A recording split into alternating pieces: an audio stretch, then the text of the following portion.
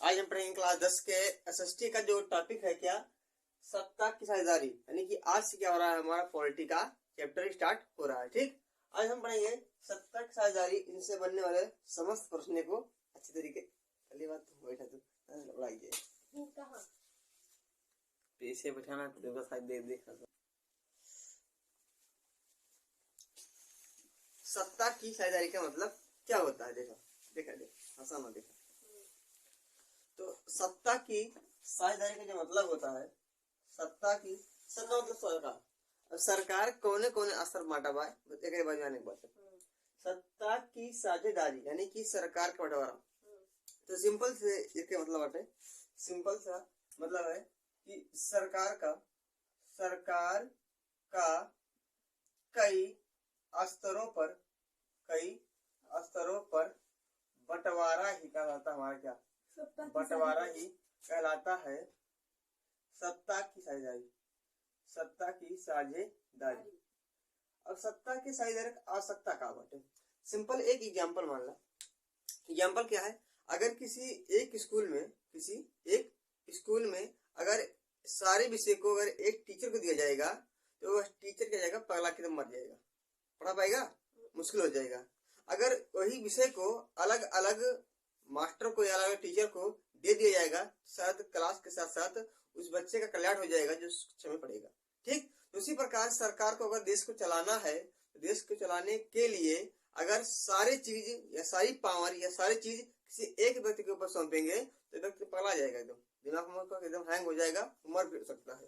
लेकिन अगर उसी पावर को अलग अलग समूहों पे अलग अलग व्यक्तियों को दिया जाएगा तो शायद अच्छे तरीके से उस देश का कल्याण हो पाएगा या उस स्थान का कल्याण हो पाएगा जहां व्यक्ति रहेगा। ठीक, यानी इसका मतलब यही है कि कई स्तरों पर सरकार का बंटवारा कर दिया जाए तो शायद बेहतर हो जाएगा किसी भी राष्ट्र के लिए, किसी भी देश के लिए। ठीक, तो अनेक देशों ने एग्जाम्पल के माध्यम समझाया है, अन्य देशों ने हमें अनेक प्रकार समझाया है ताकि क्या हो, देश का अच्छे तरीके से निर्माण हो पाए। तो इसमें दो देशों का एग्जाम्पल लिया गया है। एक एग्जाम्पल लिया गया है बेल्जियम, किसका, बेल्जियम जैसे देश का, और एक एग्जाम्पल लिया गया है श्रीलंका, किसका, श्रीलंका का। श्रीलंका में भी क्या है, लोकतांत्रिक व्यवस्था, और बेल्जियम में भी क्या है, लोकतांत्रिक व्यवस्था। अब लोकतांत्रिक व्यवस्था होती क्या है, लोकतांत्रिक व्यवस्था एक ऐसी व्यवस्था होती है जिसमें वहां के सरकार का चुनाव अगर जनता द्वारा प्रत्यक्ष रूप से हो रहा है तो उसे कहेंगे क्या, उसे कहेंगे हम लोकतांत्रिक सरकार। कहेंगे लोकतांत्रिक, यानी कि लोकतंत्र का मतलब क्या होता है, लोकतंत्र का मतलब यह होता है कि वहां के जो सरकार होती है उस सरकार का चुनाव कौन करे, उस सरकार का चुनाव वहां की जनताएं करें, उसे कहेंगे क्या, लोकतंत्र सरकार। ठीक, इसमें क्या आजादी होती है, इसमें हर एक जो चीज होता है वह वहां की जनता के अनुसार, वहां के व्यक्तियों के अनुसार चलता है। तो एग्जाम्पल में इसके दिया गया है बेल्जियम और श्रीलंका, दोनों में लोकतांत्रिक व्यवस्था होते हुए भी कुछ सत्ता की साझेदारी न करने से वहां पे बहुत सारा हड़कंप मचा, बहुत सारी गिरोह की संभावनाएं बढ़ी। लेकिन इसमें से एक देश था जो अपने आप को उभार के एक अच्छे देश के रूप में अपने आप को विकसित किया, और एक ऐसा देश था, एक जो श्रीलंका एक ऐसा देश था जहाँ पे लोकतांत्रिक व्यवस्था होते हुए भी ऐसी स्थिति घटी जिससे क्या हुआ, वहां पे गृह युद्ध की संभावना उत्पन्न हो गई। तो पहले हम पढ़ते हैं बेल्जियम के बारे में, बेल्जियम ने क्या क्या किया, उसके बारे में पढ़ेंगे। श्रीलंका के बारे में, श्रीलंका ने अपने उस दौरान क्या क्या किया।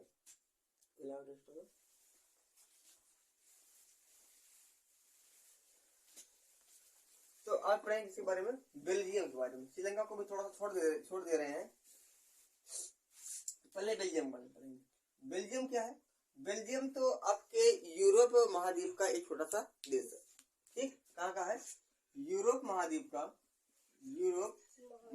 का क्या है, एक छोटा सा क्या है, देश। ठीक, इस बेल्जियम को बताया गया है कि हमारा जो हरियाणा क्या है, हमारा जो हरियाणा राज्य है, जितना आकार जितना क्षेत्रफल हरियाणा का है उतना ही क्षेत्रफल किसका है, वही बेल्जियम का है। कितना है, उसी बेल्जियम का है। और इसकी जो जनसंख्या है बस हरियाणा के दुगनी है। तकरीबन हरियाणा में 1 करोड़ जनसंख्या रहती है, यानी कि बेल्जियम में दुगनी मतलब कितना, 2 करोड़ की जनसंख्या यहाँ पे निवास करती है। ठीक, अगर इस बेल्जियम की राजधानी पूछ लिया जाए, राजधानी, तो राजधानी क्या होगी? राजधानी होगी कि ब्रुसेल्स। क्या? ब्रुसेल्स क्या होगी? इसकी राजधानी होगी। ठीक, तो अगर इसकी स्ट्रक्चर की बात करिए, थोड़ा इसका स्ट्रक्चर ऐसे बना है, ऐसे। और दो मिनट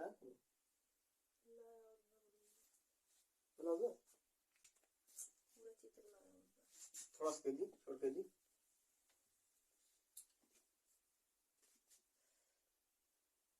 अब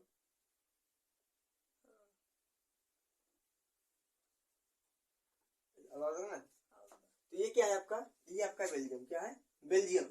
इस बेल्जियम को 2 क्षेत्रों में बांटा गया है। इसके क्षेत्र को 2 क्षेत्रों में बांटा गया है।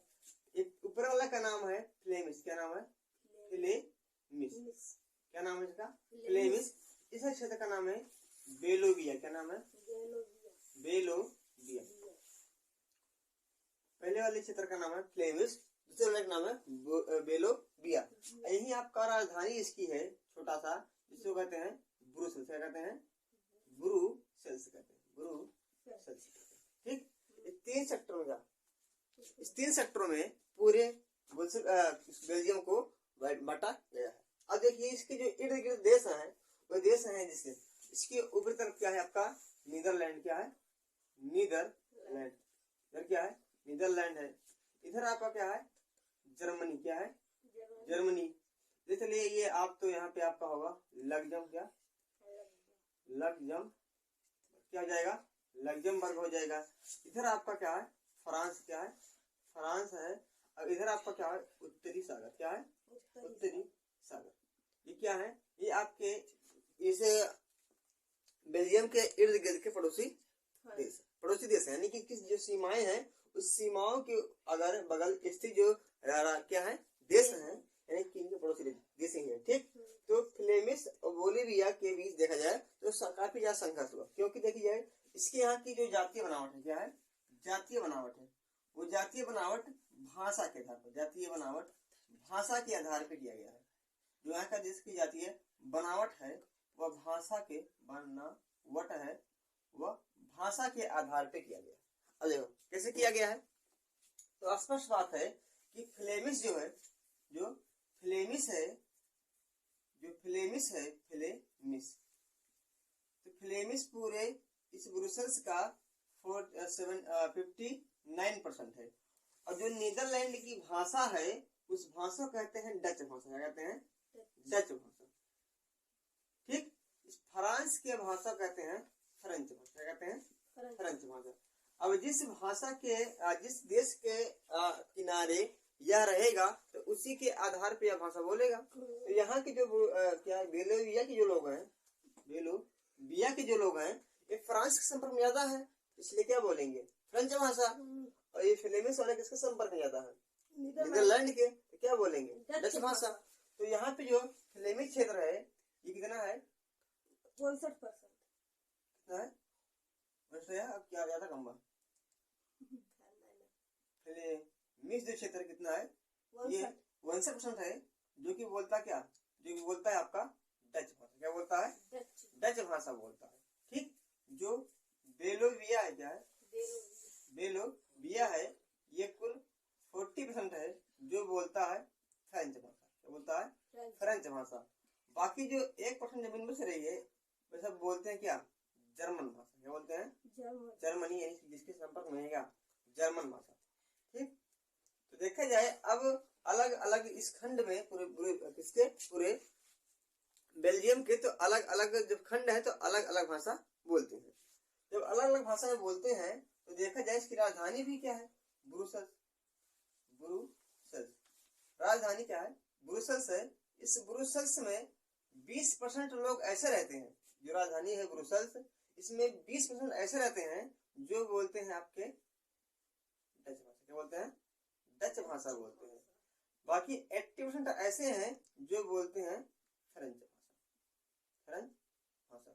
तो आप एक दिमाग आपको लग रहा होगा कि फ्रेंच भाषा जो बोलते हैं वो एरिया में कम रहते हैं, लेकिन राजधानी में उनका दबाव ज्यादा है कि नहीं है? होना चाहिए कितना, आधा तो होना चाहिए ना, ये राजधानी है भाई दोनों की एकदम पूरी आधी व्यवस्था होनी चाहिए। 20 लेकिन ये केवल 20 हैं डच भाषा बोलने वाले और 80% कौन है आपके फ्रेंच भाषा वाले।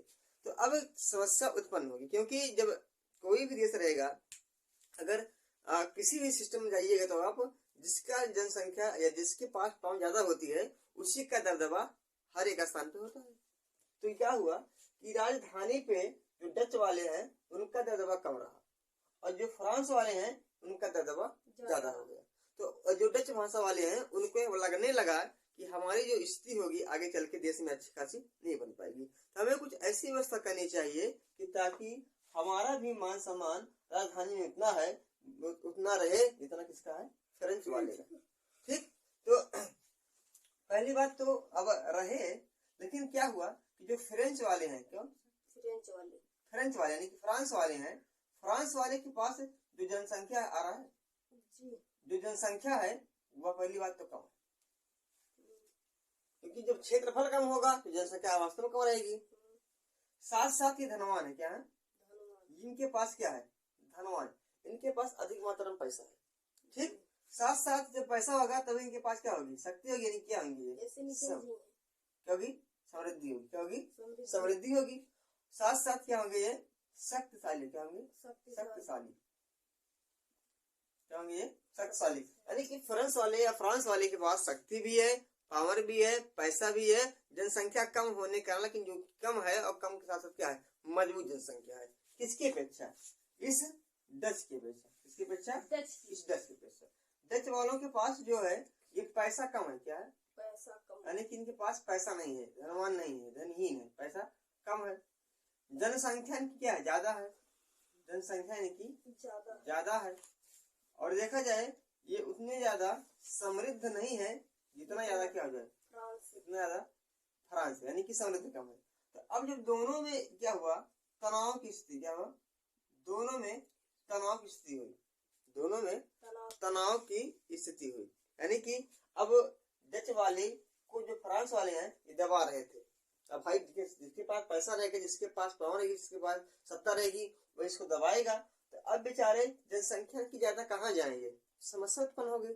समस्या उत्पन्न हो गई तो ऐसी स्थिति बनी 1950 से 1960 के बीच, क्या 1950 से 1960 के बीच एक ऐसी स्थिति उत्पन्न हो गई कि मानो लग रहा है कि अब जो डच वाले हैं इनका बोलबाला से एकदम से खत्म हो जाएगा। ठीक, यानी कि 10 साल में इतना ज्यादा कहर कर दिया कि किन लोगों ने, फ्रांस वालों ने, कि डच की स्थिति एकदम ना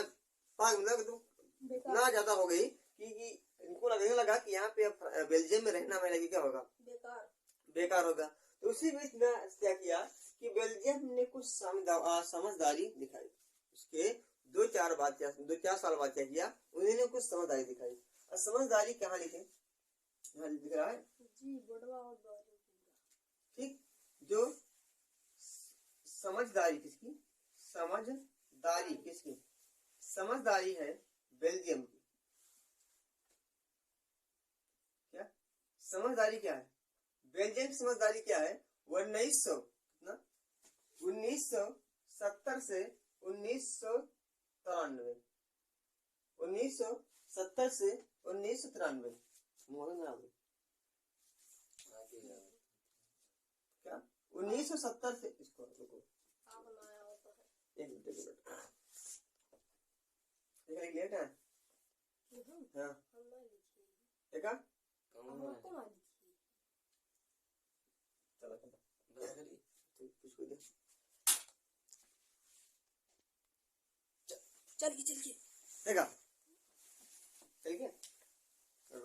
चल के गुरुजी। अरे क्या हुआ, हाँ आगे आपसे तो महीने में चलेगा ना।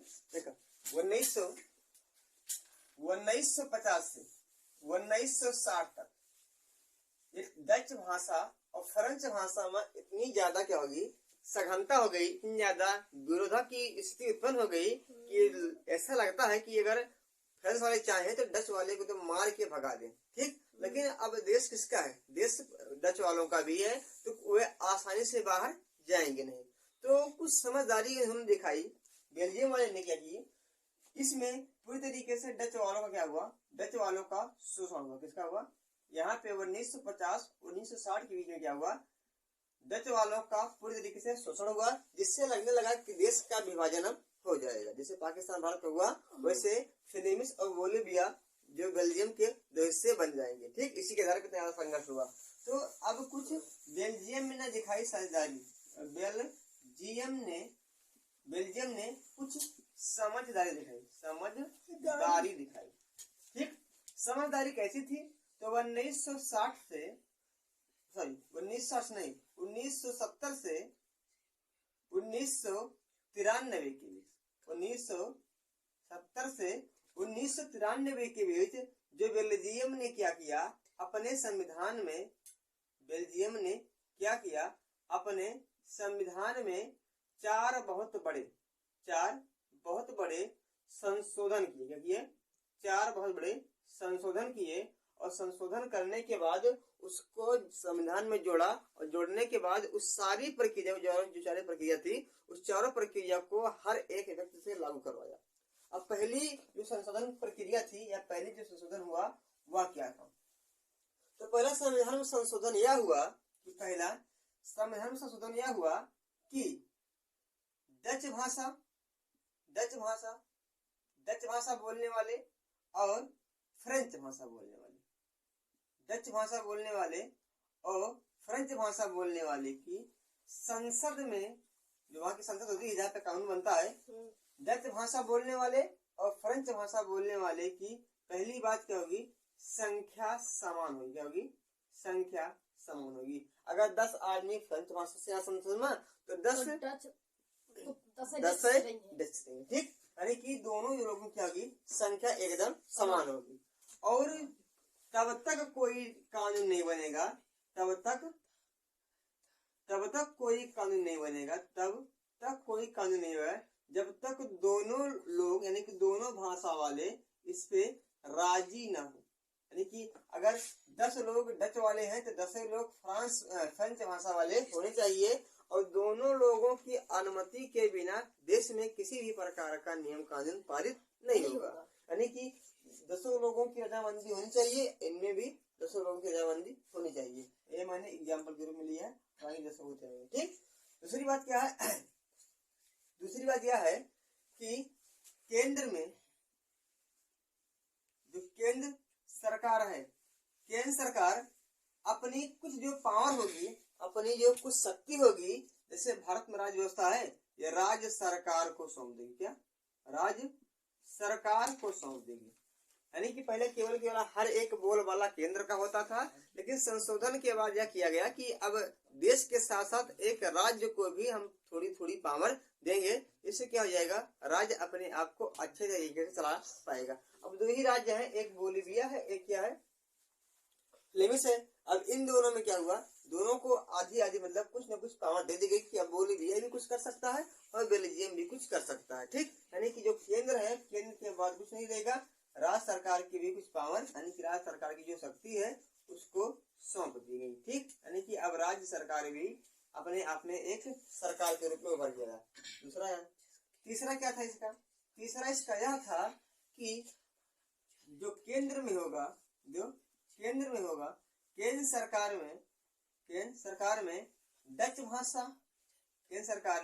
डच भाषा व फ्रेंच भाषा, कौन सा भाषा, डच भाषा व फ्रेंच भाषा का जो प्रतिनिधित्व होगा, प्रतिनिधित्व मतलब खड़े होने वाले की संख्या, हमारे प्रतिनिधि हुए, प्रतिनिधित्व की जो संख्या होगी क्या होगी, समान होगी। यानी कि अगर 10 आदमी फ्रेंच भाषा वाले खड़े हैं केंद्र में, तो 10 आदमी कहाँ रही हैं, डच। ठीक, यानी कि दोनों जो प्रतिनिधि रहे क्या रहेगा, समान रहेगा। ठीक, चौथी बात क्या है,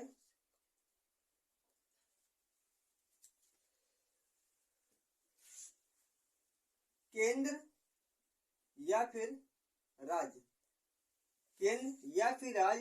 ये दोनों जने मिलके एक सामूहिक सरकार का, सामुदायिक सरकार, कौन सरकार, सामुदायिक सरकार, सामुदायिक सरकार के निर्माण करें।